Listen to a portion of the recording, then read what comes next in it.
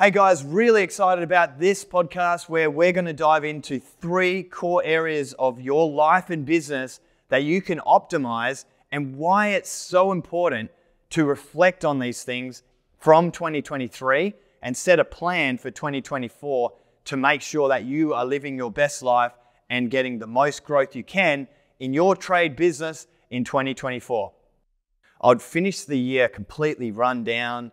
We were so busy in December, had no energy left. I'd just go straight into holiday mode. And then when we came back to work in the new year, straight into it, just back to what I was doing before, checking emails. That would lead to one thing led to the next. Then I was just getting out to a few jobs and I was invoicing again and I was quoting and invoicing and doing jobs. And all of a sudden back into the old routine I was stuck in at the end of last year. So the power of reflection is enormous. Like the more you can do that, even weekly, the better it is. But when it comes to a start of a new year and you've had a break, it's a great opportunity for you to really reflect on those feelings that came up for you on the previous year in terms of your life, not just business, but your life. So I really want to speak today about the importance of why you need to consider what does life need to look like for you in the future, and how is your business going to be a vehicle for you to achieve that when you do have the right plan and you're moving towards the goals. Now, don't get stuck in a loop. Like so many people get stuck in a loop where they'll just continue doing the same thing they've always done and they get the same result. If you continue to do the same thing every single day, every single week, every single month, and expecting a different result, you're not really, gonna get one. So you need to focus on things that are really gonna shift gears in the business. Those things are getting new clients, really pushing the envelope to try and get new clients, new business that's going to bring a lot of new work, which creates a certain type of stress on the business that forces you to need to hire. Otherwise, you reach capacity really quick. Hiring staff is another big move that you can make where it forces you to have to go and get the work. So it creates capacity and it creates a stressor on the business. Now, stress isn't necessarily a bad thing. It's just the force applied in a certain area within the business.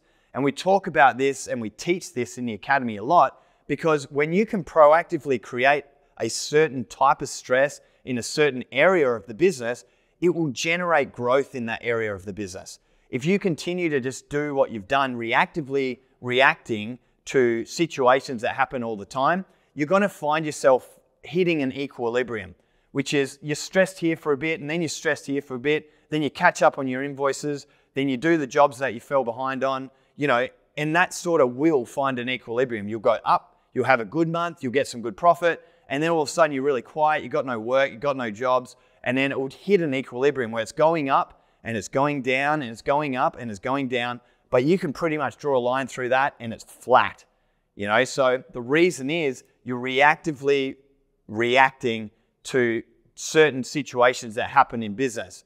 When you proactively apply the right stress in the right area of the business, you can simulate stress in that area, which then results in growth, whether that's client growth, employee growth, whatever it is. I think it's really important when you do your reflection from last year in 2023, start reflecting on when are the times when I got busy and when are the times that I got quiet, and how can I proactively apply the right type of stress into the business at the right time to fabricate growth in the right direction. So that's how you need to reflect in terms of your operations, so you can start to understand and have an awareness around the ups and downs that you're going to experience in your business. The next thing you need to take your time reflecting on from 2023 is your finances. If you haven't been closing off the month every single month, your finances and your profit and loss are going to be extremely confusing to understand and you won't be able to trust them. It's really important that you can trust your profit and loss and your balance sheet. And don't just rely on your accountant to tell you if you've done well every year. That doesn't allow you to get the information that you need to make decisions that are going to result in you fixing problems within the business. You might spend the whole year, and I remember spending a whole year, one year, absolutely flat out, 16 hours a day, most days of the week, working on weekends for the whole year. And when I checked my P&L after that whole year of solid work, I made something like $2,000 net profit. It was absolutely shattering. You know, when I experienced that, it worked out for less than $1 an hour I was working for that year.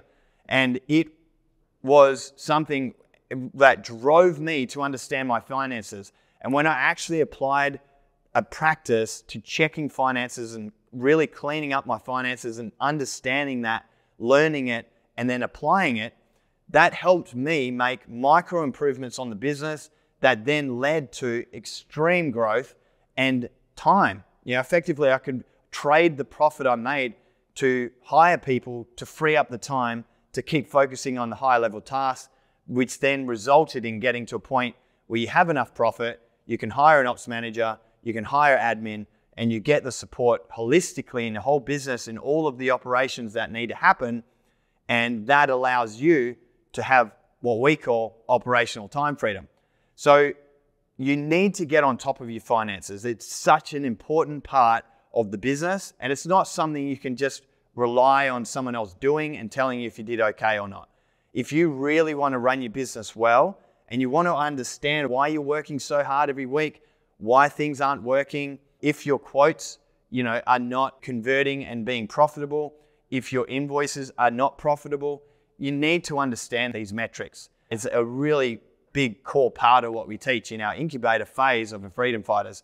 And you know why, because we need to be able to make this analysis every single month to make those micro changes and feel confident around decisions that you're making rather than confused or worried about what if I do this and then something else happens. You can actually forecast, well, if I hire someone, it's going to be this much to my bottom line, but they're going to enable us to be able to put this much extra revenue and I get this much more time back, which then I can apply that into these different types of tasks which generate work. That's the sort of reflection that you can do to really understand systematically how you can apply a better methodology to your 2024. The final thing that I'd love for you guys to reflect on from 2023 is your personal performance. I'm a massive advocate of living your best life today, not waiting until your business is a certain size or you've got a certain amount of vans or a certain amount of staff in your company to live a better life. You should prioritize that and put yourself first. Now, it doesn't have to be a lot, but it has to be enough that you're performing well at work. There's no point showing up not being at your best.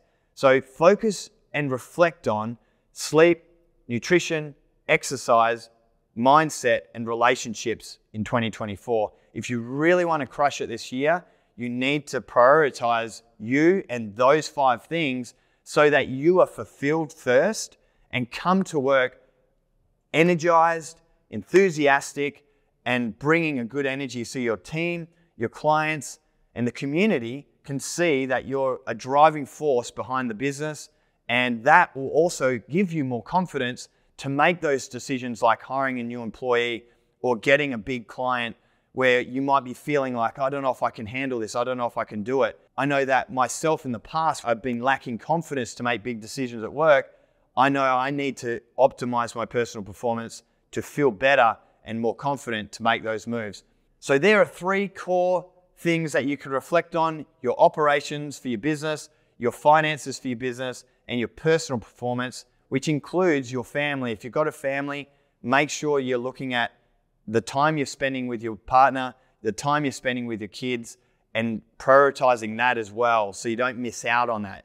Sometimes business is going to take a lot longer than you think to grow to the point that you think you need to be at to live that life with them. So don't wait for that. Start, even if it's 30 minutes every day where it's uninterrupted time with your family, your partner, and yourself. You need to prioritize those things so that you're not missing out on that, because you don't know what's going to happen down the line. You might work your ass off for 15 years to grow your business to a certain size and then have a heart attack. Could be the end of your days. So just keep that in mind, that you need to prioritize those things.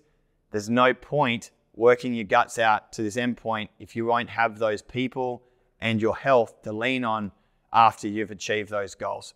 So good luck, guys, in 2024. We're here at the Academy to support you, and we'd love for you guys to jump into a free strategy session if you get a chance. Head over to the homepage, Trader Success Academy, and book in a free strategy session, and let's go deep on your strategies for 2024. Until then, have a successful 2024, and thanks for listening to the Trader Success podcast.